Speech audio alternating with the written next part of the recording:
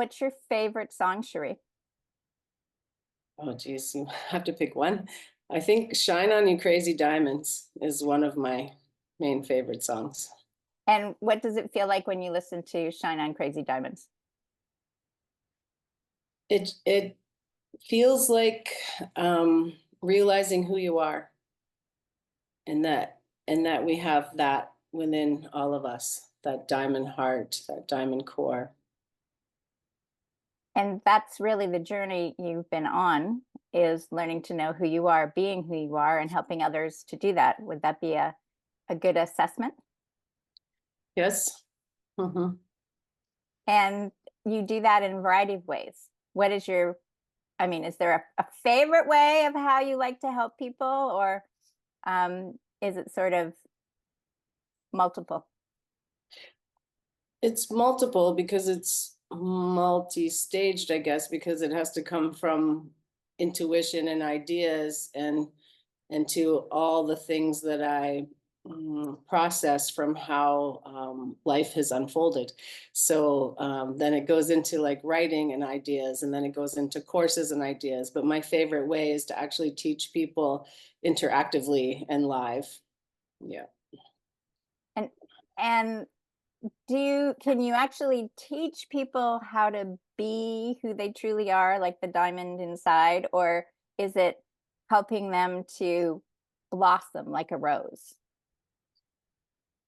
Yeah, well, you can teach people, but you can't make them learn. So, so yes, it's more of it's guiding people to their own self and to blossoming on their own. Because the answers, as you very well know from what you teach, are inside each person, and we're very individual frequencies.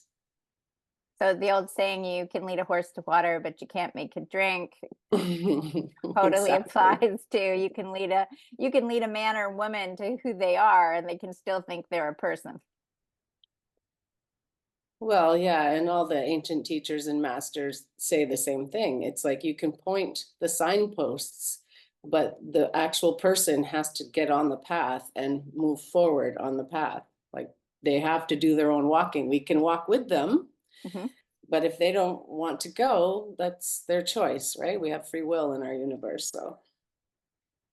So what would you say is the first step in all of the, like, is there a first step for somebody that's coming to see you to do, or is it really unique for each soul, whether they start in a one-on-one or one of your course materials or group material? Uh, yeah, I would say, through quantum touch and learning about body awareness and breathing techniques, that is one of the first steps, is to get them um, finding a way to be at home in their body, because a lot of us are really disembodied. We've had so much trauma to deal with, and many people have not had a lot of guidance and support. So we're a bit fragmented at times, and so the body awareness and breathing techniques is a really good way to come back home, like to integrate all the parts of yourself, because it's been difficult for many people, especially those that are dubbed sensitives, be, because we feel so much. The tendency is to want to run away or self-medicate, which many people do and have done. But unless we're supported to be able to face the actual truth of everything, and then find ways to maneuver around it, and um, not really run away. Like we need to look at the issues and find the best solutions that we can. And sometimes we're not able to respond because it's not our place to respond. We need to first start with ourselves Mhm. and how we can respond to ourselves and help and heal and whatever's needed.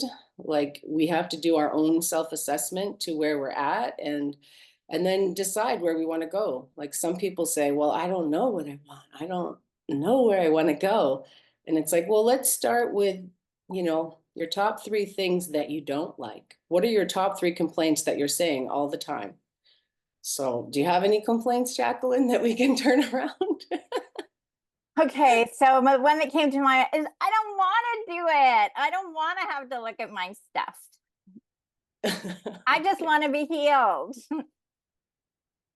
Okay, so it's that you don't want to do the work. Yes.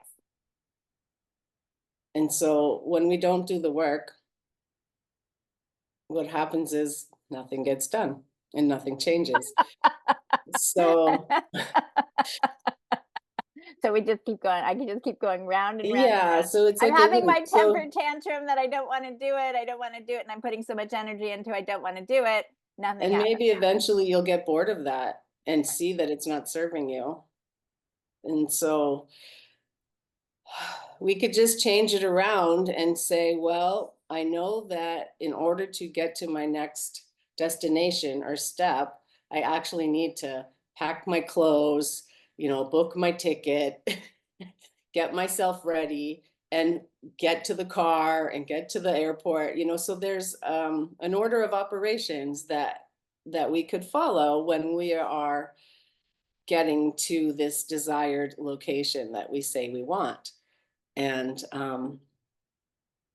so a lot of people, I'll give an example. A lot of Okay. people, tell their children things like, don't run on the road. But what we really want to say to the children is stay on the sidewalk or stay in the yard, Yeah. you know? So a lot of people say, oh, I hate that I'm so overweight. And it's like, but is that what you want? No. Oh, I love being healthy. I love being in shape. I love being my best ideal weight. So you usually know what you don't want. And so you can figure those out and then switch them around. And then, it gives you a goal to what you do want. And then you're not focusing all the time on this other thing that doesn't need to be. And when you focus your energy and your emotion into the desired result of my ideal weight, I feel healthy, I feel in shape, then the energies around you and the people and the information around you will help support that. But, everything begins with self-love.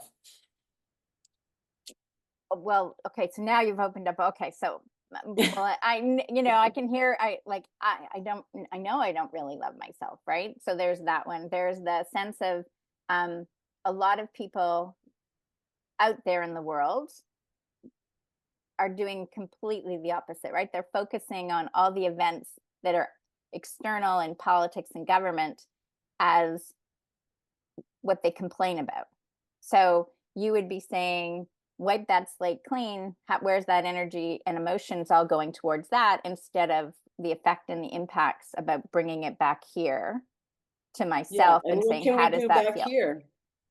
If we don't want to complain, we can stand up to the whoever elected officials in our particular communities, the communities that we're a part of. We could be writing letters, we could be talking to them in person and local, like the people around us that we can mobilize. Those are the ones we need to focus on, not all this external stuff. We need to start in each ourselves and then in each local family and community and do it that way. So there are ways to do it, and just knowing, enough people knowing and having the frequency even can make a big shift.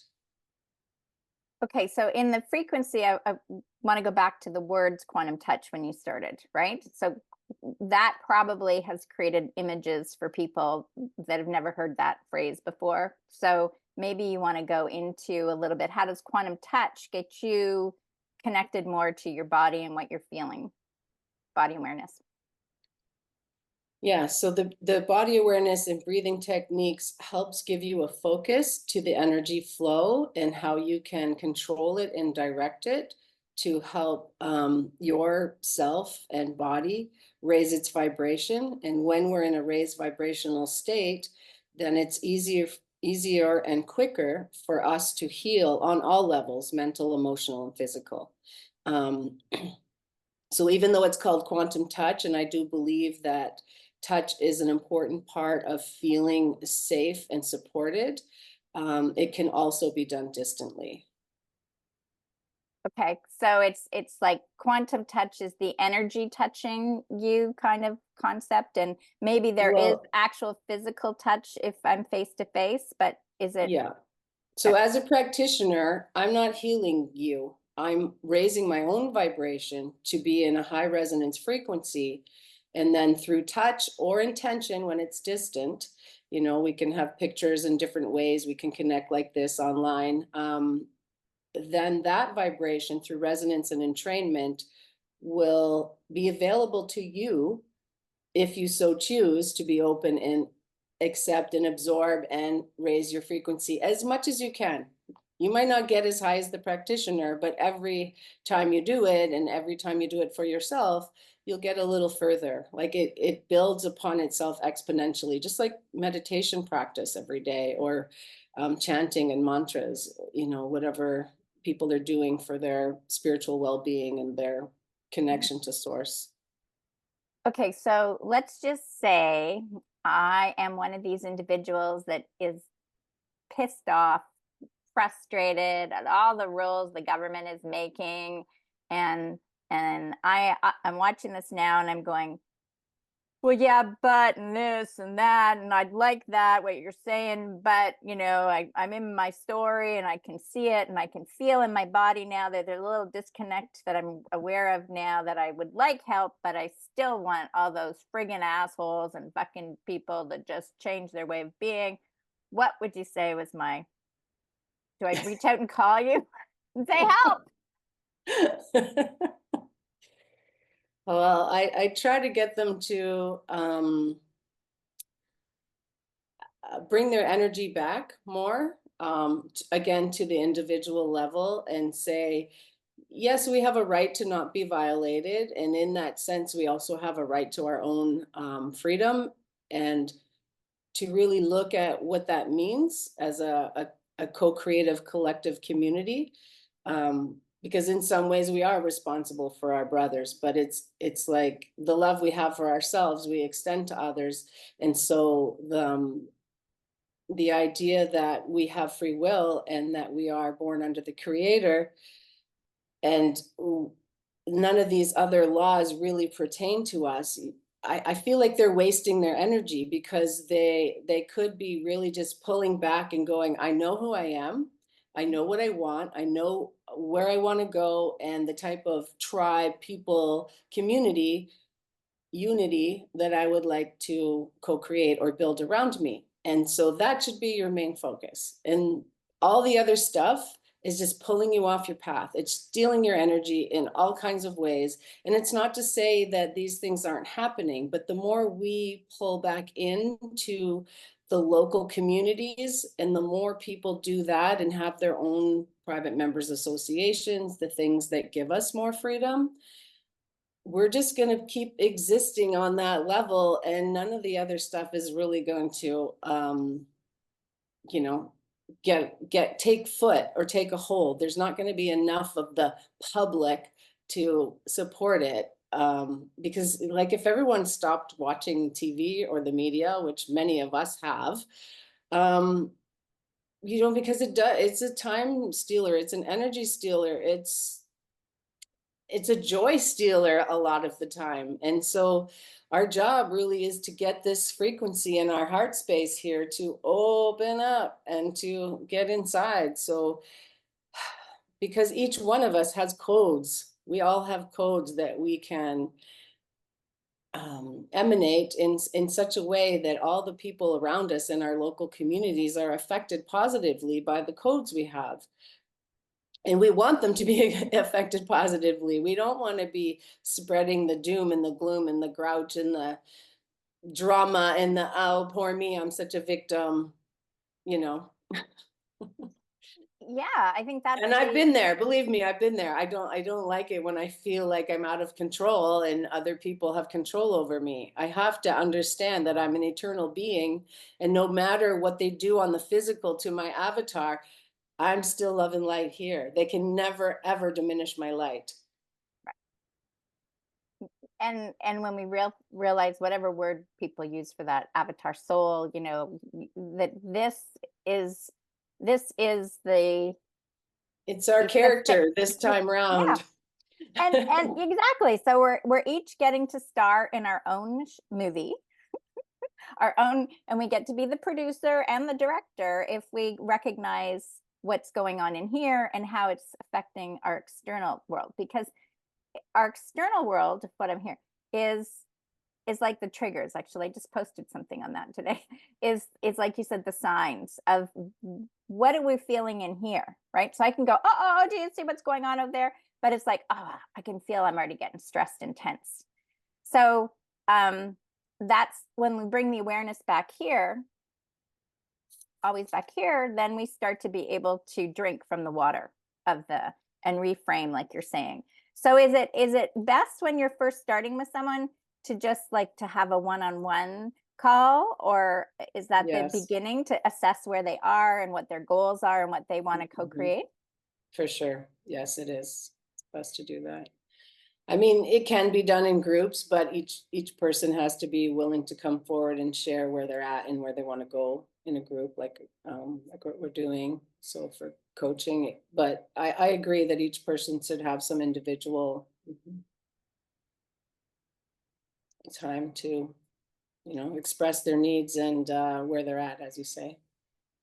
Yeah, and then I can see that because it is, each of us does have different trauma. Like I've been the angry victim and I've been the woe is me victim. I've tried on multiple frequencies of victim over my life. Mhm. And then I just finally realized, I think I've exhausted that role. um, let's just focus on the world I want to co-create, right? And be surrounded by others like yourself that want to create a beautiful new world, that we're honoring and respecting each other and our unique journeys. So what is your vision of this wonderful new world that we're creating? Well, it's more of a feeling than a vision. It's almost like a feeling and a vision that's like in my heart, and it's this beautiful, blissful place where everyone feels included and supported, and they are doing what brings them joy, and that we are co-creating in a way where all our needs are met. So everyone, many hands make light work. Everyone pitches in. Everyone does what they're best at. So we don't expect people who are not mathematicians to do all the calculating for us, and so the engineer type people, that would be their thing. And then the people who really have a resonance with plants would work with the gardens and so forth and so on, like with children and, organizing the house, everyone has their own skills and the things that they like to do. I like things neat and organized. I like to make it work good, and I like good food, and so it's like we all take turns at doing the things that we are joyful of. Um, and that we see what needs that we each have as an individual and a family and a community, and we seek to fill all the roles in a way that feels good to everybody. And it's not that we're never going to do like take out the garbage and stuff like that, but maybe we'll find better ways to do it. Maybe we'll have less garbage because we're not shopping at stores with packaging anymore. Who knows? Yeah, someone asked me that the other day. They said, "Do you believe in global warming?" And I said, "Do you believe?" I said, "If you're asking me if I believe that you and I are responsible for global warming, it's like no, right? It's the No. corporations, that have increased the packaging. It's the corporations that have given us big, huge garbage cans, and like it's the And produce the straws and then want us to pay for them. yeah, like it's It's like, excuse me, you created this, yeah, you're making a profit off this, and then you want the consumer to pay for your pollution. yeah. How does that make any sense? Like, people are really getting fooled, bamboozled by these gaslighting people who are causing all this damage in so many ways. And then they're blaming it on global warming so they can continue this fear cycle of siphoning off energy, money, and time from everyone else, and then blaming and shaming them for things they're not responsible for, which is putting people, again, adding another layer of distress to our whole global system, because then we have all these people who have all this shame and guilt and fear that they have to deal with, and a lot of it they're not responsible for. And so it goes back to that word, what am I able to respond to? Mhm. And did I actually physically create it? Yeah, maybe I can stop buying plastic straws, or maybe I can support companies that make straws that actually biodegrade, or maybe I can use a metal straw, a reusable straw. I mean, there's so many things we can do and choose with our buying dollars and just our choices in general. Yeah. And so on that topic, right? So a lot of people I probably can feel within themselves that like if you're, yes, global warming is so important because if we don't, we're gonna, the world is gonna get destroyed, or whatever their story is. Everybody has a story about it. Yeah. I like George Carlin's version of it. What, say it? George Carlin, Yeah. he's got a funny spoof on global warming. I recommend everybody watch it because he like drives it home. Okay, find the link and we'll put it underneath here, Okay, sure. with the link for your song. Because I think that's a good example. Like for me, there was a time that I started to feel powerless about all these corporations and the government. And then I had to reframe it for me to say, hold on, every one of those entities has people that work for them. So if I put my focus on every individual on the planet's heart is opening more to love and to peace and honoring nature and all our relations, if that's where I put my intention and focus, then I believe that the people in those businesses, those corporations, places are going to make new decisions. And that felt better for me, of creating what putting my intention where I want the world to go. And then responsibly choosing for myself, like, well, I can drink a drink without a straw. Like I think I've stepped in Costco once, maybe twice, just to see what it was about. A Walmart is a place that, in that same sense, is maybe I go a couple times a year for something that I, absolutely need to get that I haven't, but it's just part of my choices that I've made to say, those are organizations that I would choose to give my money instead of to smaller businesses, family-owned businesses, upcycling, recycling, all that good stuff before I go to the larger ones. And that's just my choice, right? And I think that's where we can choose how we like to live. And that gives permission for people that love to, fly to the other side of the world, regularly, because that's, let's say where their retreat is, or where they feel great in India for a while. You know what I mean? Like, only you can decide what fits in alignment with yourself. I think that's where we need to respect other people's choices and trust the process. Mm-hmm. Yeah, and you know, most of what we believe is been told or taught to us by media,